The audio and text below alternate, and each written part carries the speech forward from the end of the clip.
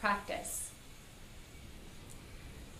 Practice is an important part of being able to get to the next level that we want to get to. And we have to understand that we are practicing in order to get there and to be able to sustain it. A lot of people who played instruments as children maybe have good protocols on practice, but other people really don't.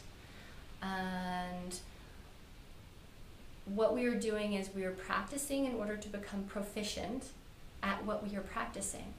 But we are also practicing in order to open our physical body enough to gain enough mastery over our own physical body, so that when we really activate, when we really allow energy to move through us, that we can handle it.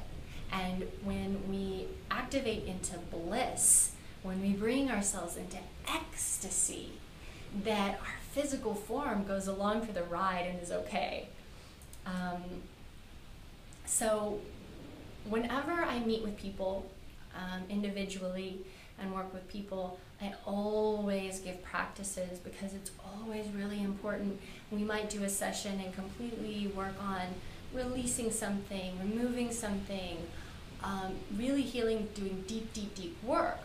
But we have to have some practices, and they're usually short, easy practices that are going to keep the work going and are going to keep us grounded and able to go to that next level and go to the next level of the work.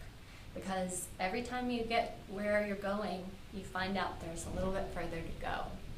And that's exciting, but it requires some level of practice. So some people, I only work with practices.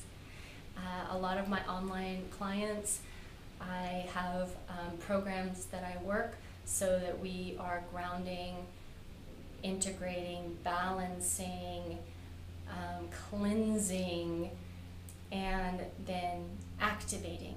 And what I find is that these practices that I teach are profound, profound tools to open ourselves and to allow ourselves to, in the comfort of your own home, in the comfort of your own space, in your own body temple, to move through incredible things, things that you never thought that you would actually be able to deal with. You can deal with when you have